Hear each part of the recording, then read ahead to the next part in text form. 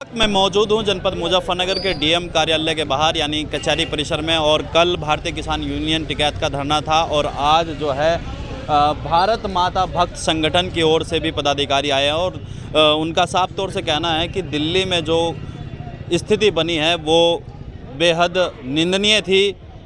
वहाँ महिलाओं पर जो है लाठीचार्ज किया गया। इस तरह के आरोप हैं इनके, जानेंगे इनसे किस तरह की मांग है। क्या नाम है आपका? मेरा नाम चौधरी अतुल अहलावत। अतुल जी, आज संगठन की तरफ से धरना प्रदर्शन किन मांगों को लेकर?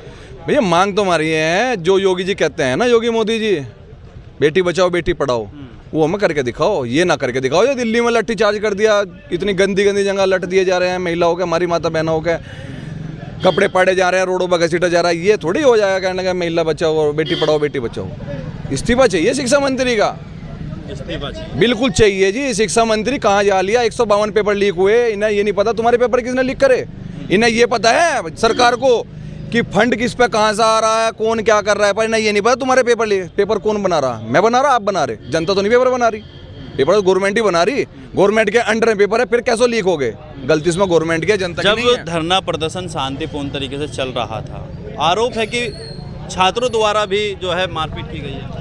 ये सब झूठी बातें हैं, अफवाहें हैं। सरकार हमारे बच्चों को देशद्रोही साबित करना चाह रही। हमारे बच्चे देशद्रोही नहीं हैं, हमारे बच्चे देशभक्त हैं। अपने देश के लिए जान दे भी सकते हैं और ले भी सकते हैं, लेकिन गद्दारी कभी नहीं करेंगे।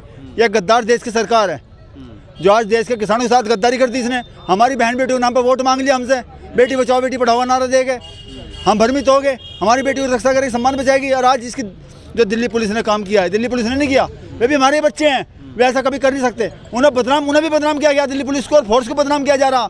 ये आरएसएस के गुंडे थे जो पुलिस को बदनाम करने के लिए और फोर्स को बदनाम करने के लिए उसकी वर्दी का इस्तेमाल करके, नेम प्लेट नहीं थी उनकी छाती पे, कहाँ थे उनके टैग? कोई प्रमाण नहीं है कि वे दिल्ली पुलिस फोर्स के आदमी थे। वे हमारे बच्चे हैं, वे कभी बहन बेटियों पर डंडा नहीं उठा सकते। बच्चों को लड़कों को उठा सकते थे और बहन बेटी पर नहीं उठा रहे कभी। तो पुलिस फोर्स के आदमी नहीं थे वे। अच्छा, कई पुलिसकर्मी भी वहाँ घायल हुए हैं, कई पुलिसकर्मियों को घायल कर दिया गया है। वो सिर्फ षड्यंत्र है उनका। जो पुलिस फोर्स, जो व्यक्ति आज्ञा नहीं मान रहा था, बहन बेटी डंडा नहीं उठा रहा था, खुद चोट मार रहे उसके और दिखा रहे कि हमने मार दी, हमारे बच्चों ने मार दी। नहीं, प्रशासन खुद गाड़ी मंगा रहा है, इंट्रोडो की भर भर के पत्थर मंगा रहा है गाड़ियों में। क्यों? शीशे फोड़ रहा है, सारी वीडियो और कई वीडियो ऐसी देखी हमने, वायरल हो रही है सोशल मीडिया पे, खुद पुलिस की वर्दी में पत्थर फेंके जा रहे। पत्थर फेंकने वाले कौन थे? पुलिस पत्थर फेंकती है? नहीं, पत्थर फेंकने वालों इलाज करती है। और अगर पुलिस की वर्दी में पत्थर फेंक रहे तो वे पुलिस के आदमी नहीं थे, पुलिस नहीं थी। ये गुस्सा दिखाकर, ये प्रदर्शन कर मांग क्या है तुम्हारी? क्या मांग ये है, अब जो है मोदी को माफ़ी मांगनी पड़ेगी देसी बहन बेटियों से। हमारी बहन बेटियों के मान सम्मान में बात आ गई है और हम सब चीज़ बर्दाश्त कर सकते हैं। हमारा सर फोड़ दिया, हम बर्दाश्त कर लेंगे, लेकिन बहन बेटियों के मान सम्मान में ठेस जो पहुँचाई, हम इसको बर्दाश्त नहीं करेंगे। अब मोदी जी को माफ़ी मांगनी पड़ी, देश की बहन बेटियों के नाम पर सरकार बनाई, उन्हीं का अत्याचार, उन्हीं पर शोषण हम नहीं बर्दाश्त करेंगे। हम नेपाल जैसे हालात देश के नहीं बनाना चाहते। कलंक है देश पे इस तरह की हरकत, तख्ता पलट होना देश के लिए कलंक है। हमारा भारत देश महान है और इसको नेपाल जैसे देश के हालात बनाने के लिए देश तक मजबूर किया जा रहा और हम ऐसा होने नहीं देंगे। हम कृषि प्रधान देश के किसान हैं, हम अपने देश को बदनाम नहीं होने देंगे, ऐसा होने नहीं देंगे। और जो है माननीय प्रधानमंत्री जी से माफ़ी मंगवाने वाली बात कही जा रही है। आप वहाँ मौके पे? मैं वहाँ पर मौके पर था, मैं 19 तारीख में जा लिया था। तो वहाँ पर जैसे हम रात में रुके थे तो सुबह ही हम शांतिपूर्वक संसद की ओर बढ़ रहे थे। लेकिन जो पुलिस वाले थे, पता नहीं पुलिस वाले थे या कौन थे, क्योंकि मैं तो इस कदर बजा रहे थे, दुहत्तड़ मार रहे थे, ऐसा तो लगता नहीं कि पुलिस वाले थे। अंधाधुंध जो आँख भी किसी का लग रहा, सर फूट रहे, पैर टूट रहे, सरों में ज़्यादा मार रहे थे। मेरे भी यहाँ पर चोट आई है, यहाँ पर मेरा 5-7 पता नहीं नॉन यूनिफॉर्म में थे, उन्होंने मुझे पकड़ा और मुझे पीटना स्टार्ट करा। तो मैं वहाँ छुटा कर भागना। और तुम ये बोल रहे कि पुलिस वाले क्या मारे हैं, तो देखो जब हमें पीट रहे हैं और हम भगदड़ में मच रही है, तो इतनी भीड़ में अगर कोई नीचे आ गया तो उसमें हमारी थोड़ी गलती है। हम तो अपनी जान बचाव के लिए पीछे हट रहे हैं, तो पुलिस वाले को चोट फेंट लगी, इसमें हमारी गलती नहीं है। हमारे बीच में ही कुछ गुंडे थे जो आरएसएस के थे, बीजेपी के गुंडे थे, हमें पीटने का काम करते, पकड़े। पत्रकारों का क्या रोल था? पत्रकारों के साथ भी वहाँ पर मारपीट की गई है। पत्रकारों का मैंने अभी आपको बताया, बीजेपी ने सिर्फ अपने गुंडे छोड़ रखे थे, वही ये काम कर रहे थे, वरना हम शिक्षित थे। हमारे इतनी पिटाई हुई, हमारा मारा गया, लेकिन हमने फिर भी हाथ नहीं उठाया, क्योंकि हम अपने देश की फोर्स का सम्मान करते हैं, वे हमारे प्रिय है, हमारी रक्षा करते हैं, हम उनका सम्मान करते हैं, ना कि हम उन पर हाथ उठाते। तो ये मैटर था उसमें। जो आप बोले कि गोदी मीडिया है वे यही काम कर रहे थे, उनके गुंडे ही काम करते हैं, बदनाम हम हो रहे हैं बस। चाहते क्या है आप? हम तो धर्मेंद्र प्रधान का इस्तीफा चाहते हैं, वरना अगर नहीं इस्तीफा होता तो 2027-2029 में इसका रिजल्ट निकल कर जरूर आएगा और पूरा देश इसका जवाब देने के लिए तैयार है बीजेपी सरकार को। अच्छा, आपके द्वारा भी कहा गया कि 25 तारीख को मुजफ्फरनगर में 25 तारीख को हम धरना प्रदर्शन करेंगे मुजफ्फरनगर में ही, और ये धरना प्रदर्शन प्रत्येक जिले में होगा। हमने आह्वान कर दिया है और हम 25 तारीख को यहीं मिलेंगे पुलिस। 25 तारीख में धरने का आह्वान किया गया है और हमारे साथ एक युवक और मौजूद है जो जनपद मुजफ्फरनगर से हैं और दिल्ली जंतर मंतर पर मौजूद थे। क्या हुआ था उस दिन? ऐसा क्या हुआ था? ऐसा है, हम वहाँ 1 महीने से बैठे थे। 20 जून को धरना चालू हुआ था वहाँ पे, 20 जून से बैठे थे। 28 जून को अनशन पर बैठ गए थे, सोनम सर बैठ गए थे, उनके साथ में मैं भी अनशन पर बैठा था। बहुत शांतिपूर्वक, हम गांधी को मानने वाले लोग हैं, गांधी की तरह से ही हम इंसावादी है और हम उसी वजह से अनशन पे भी बैठे थे और शांतिपूर्वक धरना चल रहा था। कोई किसी का कुछ नहीं था। ये सिर्फ इन्हीं की चाल है, इन्हीं के गुंडे थे, अमित शाह के गुंडे थे सारे जो बुलाए गए, जिन्होंने गड़बड़ करी।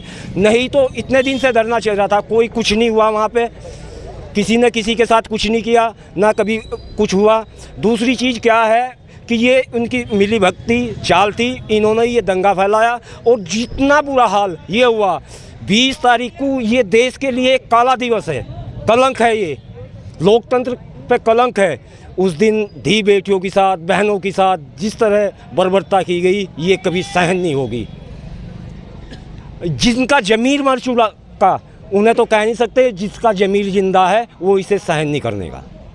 अच्छा, जिस तरह से आप बता रहे हैं कि दंगा भड़का, वहाँ छात्रों को भी चोट आई है, कहीं पुलिस अधिकारी घायल है, सरकारी गाड़ियों में टूट फूट हो, यानी हानि पहुंची। आपने वीडियो के थ्रू देखा भी होगा, पुलिस वाले खुद अपनी, एक इंस्पेक्टर खुद अपनी गाड़ी अपने हाथ से तोड़ रहा। ये बताओ, बच्चे तोड़े थे उन्हें, वीडियो में है। पत्थर कौन मार रहा? पुलिस की वर्दी में पत्थर फेंक दे? क्या पुलिस वालों का काम है पत्थर फेंकने का? पत्थर की गाड़ी उन्होंने मंगवा कर महिलाओं के साथ किस तरह से? महिलाओं को वहाँ घसीटा गया।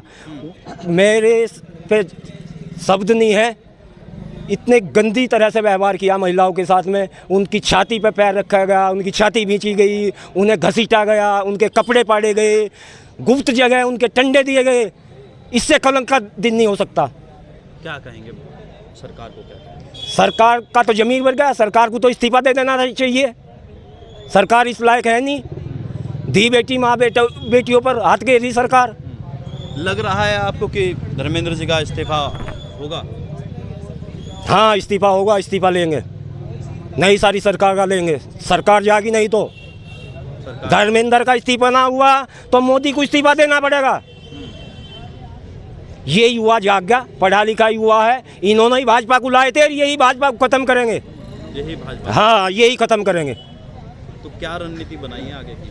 रणनीति तो अब ये है, आगे हर पूरे देश में हर जिले में, हर जिला उस पे कार्यालय पे धरना होगा, प्रदर्शन होगा और तब तक जारी रहेगा जब तक सरकार नहीं मानने की और इन्हें सजा नहीं देने की। जिन्होंने ये किया इन्हें सस्पेंड किया जाए, इन्हें सजा दी जाए, सस्पेंड किया जाए, सजा दी जाए। ये धरना कब तक चलेगा? कहीं ऐसा तो नहीं है आज ही धरना?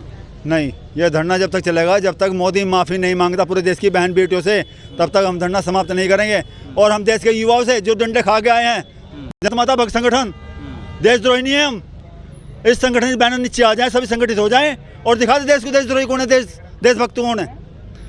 तो देखिए, जंतर मंतर पर जो हुआ, दिल्ली में जो घटना घटी, उसका जो है गुस्सा जो है जनपद मुजफ्फरनगर में भी देखने को मिल रहा है। और जनपद मुजफ्फरनगर में कल भारतीय किसान यूनियन टिकैत का भी धरना था, आज इन लोगों का धरना है और इनका साफ तौर से कहना है कि शिक्षा मंत्री का इस्तीफा हो और सरकार पूरे मामले को लेकर माफ़ी मांगे। अब देखना यह होगा कि इनका धरना किस तरह से आगे बढ़ेगा और कितने दिन ये बैठने वाले हैं। इनके द्वारा 25 तारीख को मुजफ्फरनगर में बड़ा आंदोलन की भी चेतावनी इनके द्वारा दी गई। मेरे सहयोगी मोहित के साथ संजय कुमार, जनमत न्यूज़, मुजफ्फरनगर।